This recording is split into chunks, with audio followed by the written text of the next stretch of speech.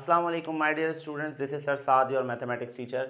Students, class 9 mathematics का chapter number 1 continue है और चैप्टर नंबर 1 की एक्सरसाइज नंबर 1.1 के 4 क्वेश्चंस हम कंप्लीटली सॉल्व कर चुके हैं जी। क्वेश्चन नंबर 4 के बाद अब क्वेश्चन नंबर 5 स्टार्ट ले रहे हैं और क्वेश्चन नंबर 5 एक रीजनल बेस्ड क्वेश्चन है, मतलब उसमें आपको कोई चीज़ सॉल्व नहीं करनी, कोई फॉर्मूला नहीं लगाना, किसी किस्म की कोई कैलकुलेशन नहीं है, आपको एक रीजन देना है। और किस चीज का रीजन देना है? Give reason why pi is an irrational number. आपको इस बात का रीजन देना है कि भाई ये जो पाई है, ये जो सिंबल है, इसे इरेशनल कैटेगरी में क्यों डाला जाता है। इस पे हमारी पहले बात हो चुकी है, मगर वो स्टूडेंट्स जिनका पहले कॉन्सेप्ट क्लियर नहीं था वो अब अपना ये कॉन्सेप्ट क्लियर कर लें। पहले मैं आपको पाई की एक्चुअल चीज बता देता हूँ कि पाई को अगर हम उसके सही वैल्यू में लिखें तो 3.1432 एंड सो ऑन, वो कभी भी एंड नहीं होगी। डेसिमल नंबर्स चलते रहेंगे और इतने डेसिमल कोई याद भी नहीं रख सकता। जब इसके डेसिमल नंबर चल रहे हैं, एंड नहीं हो रहे, तो इसलिए आप क्या कहोगे कि ये नंबर कौन सी कैटेगरी में आ गया? नॉन टर्मिनेटिंग, नॉन रिकरिंग में आ गया। तो मैंने ये लिखा बिकॉज, इसका रीजन ये हो सकता है because it is non terminating, ना तो इसके डेसिमल नंबर खत्म होते हैं, and non recurring, non terminating non recurring decimal fraction, because इसके जो डेसिमल हैं वो ख़त्म भी नहीं हो रहे और रिपीट भी नहीं हो रहे, इसलिए पाई को रैशनल नंबर तो नहीं कहा जा सकता। अब अगर पाई को रैशनल नहीं कहा जा सकता तो दूसरी चॉइस क्या बचती है आपके पास? इररेशनल की चॉइस बचती है। तो ये इस क्वेश्चन का रीजन लिख दिया गया, ठीक है। अच्छा, इसके बाद क्वेश्चन नंबर 6 हमारी एक्सरसाइज 1.1 का लास्ट क्वेश्चन बेस करता है ट्रू स्टेटमेंट्स पर। हमें सिर्फ उन स्टेटमेंट्स पर ट्रू और फॉल्स बताना है जिनकी लॉजिक, जिनका कॉन्सेप्ट आपकी पुरानी डेफिनेशन से मैच कर रहा होगा। जैसे कि हमारे पास फर्स्ट स्टेटमेंट ये है कि 5/7 is an example of irrational number. ये ट्रू हो सकता है या फॉल्स हो सकता है। अब ये चीज़ें याद करने की तो नहीं है, पहले इस पे लॉजिक लगाएंगे, अपनी डेफिनेशन लगाएंगे, फिर देखते हैं कि ये ट्रू है या फॉल्स है। मुझे ये चेक करना है कि 5/7 is an example of irrational number. Check करते हैं। इसको चेक करने का तरीका सुने स्टूडेंट्स। आप क्या करें, आप 5 को 7 से डिवाइड करने की कोशिश करें। और से सुनिएगा, अगर ये कंप्लीटली डिवाइड हो गया, कंप्लीटली डिवाइड हो गया तो ये रैशनल नंबर कहलाएगा, और अगर नहीं हो सका तो ये इररेशनल कहलाएगा। ट्राई लेते हैं। 7 के टेबल में 5 नहीं आता तो 0 पॉइंट लगाकर पहले मैंने इसे 0 प्रोवाइड किया, ठीक है जी। 7 7 49, 50 माइनस 49 वी गेट 1, फिर मैंने 0 लगाया।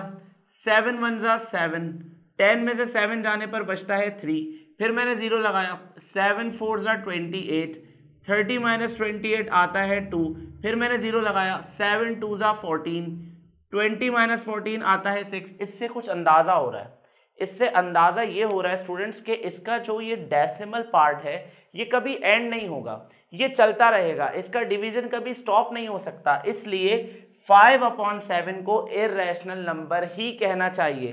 तो ये जो आपका पहला वाला जो सेंटेंस है, पहला जो स्टेटमेंट है वो 100% ट्रू है, कोई शक नहीं इसमें। Okay, second, pi is an irrational number. इसके बारे में तो थोड़ा सा भी सोचने की जरूरत नहीं है। अभी ऊपर वाला क्वेश्चन क्या किया हमने, ऊपर हम यही तो प्रूफ करके आए हैं कि पाई एक इरेशनल नंबर है और वो इसको इरेशनल ही कह रहे हैं। इसका मतलब सेकंड वाला स्टेटमेंट भी 100% सही हो गया। थर्ड स्टेटमेंट में क्या कहा जा रहा है? 0.31591, और ये डॉटेड लाइंस है। डॉटेड का मतलब है ये कंटिन्यूअस है, ये खत्म नहीं हो रहा है, ये चलता जा रहा है। तो 0.31591 is an example of non terminating non repeating decimal. इसका मतलब ये बात तो बिल्कुल सही है, ना तो इसके डेसिमल नंबर रिपीट हो रहे हैं और ना इसके डेसिमल नंबर कहीं पे एंड हो रहे हैं। सो इसका मतलब ये स्टेटमेंट भी हमारा ट्रू कैटेगरी में आ गया। राइट टिक कर दिया मैंने इस पे। स्टेटमेंट नंबर 4, 0.123 के ऊपर ये बार लगा हुआ है, is an example of recurring decimal.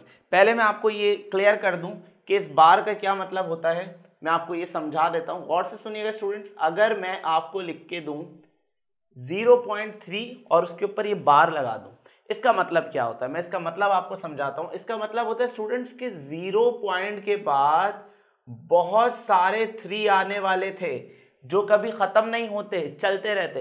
इतने 3 लिखने का टाइम तो किसी के पास नहीं है, तो लिहाजा इसका शॉर्टकट क्या है? जो नंबर बार बार रिपीट हो रहा है ना, उसको एक दफा लिखकर उसके ऊपर बार लगा दीजिए, दैट्स इट। तो वो क्या कहलाएगा? वो कहलाएगा रिकरिंग डेसिमल। रिकरिंग मतलब रिपीट होने वाला डेसिमल। अब जरा यहां देखते हैं, वो ये कह रहे हैं 0.123 is an example of recurring decimal. आप बोलेंगे हाँ सर बन तो रहा है, 3 बार बार रिपीट होता रहेगा। गौर से सुने, ये 3 पे बार लगा हुआ है, सिर्फ 1 पर और 2 पर नहीं लगा हुआ। इसका मतलब क्या हुआ? इसका मतलब ये है 3 तो रिपीट हो रहा है मगर 1 और 2 रिपीट नहीं हो रहा है, तो ये रिकरिंग डेसिमल तो नहीं हुआ। तो ये जो स्टेटमेंट है, ये कौन सा स्टेटमेंट है? ये फॉल्स है, false. Statement number 4 is false. Reason? Because 3 तो रिकरिंग में आ रहा है मगर 1 और 2 रिकरिंग में नहीं आ रहा है। Okay, last part 5, statement number 5, 1/√3 is an example of rational number. It is true. हमने इस पे बात की थी कि स्क्वायर रूट ऑफ 3 जो है हमारा वो इर्रेशनल नंबर होता है, ठीक है। Sorry, it is false, sorry it is false. Reason behind, इसका क्या रीजन है? Because 1/√3 is an example of rational number.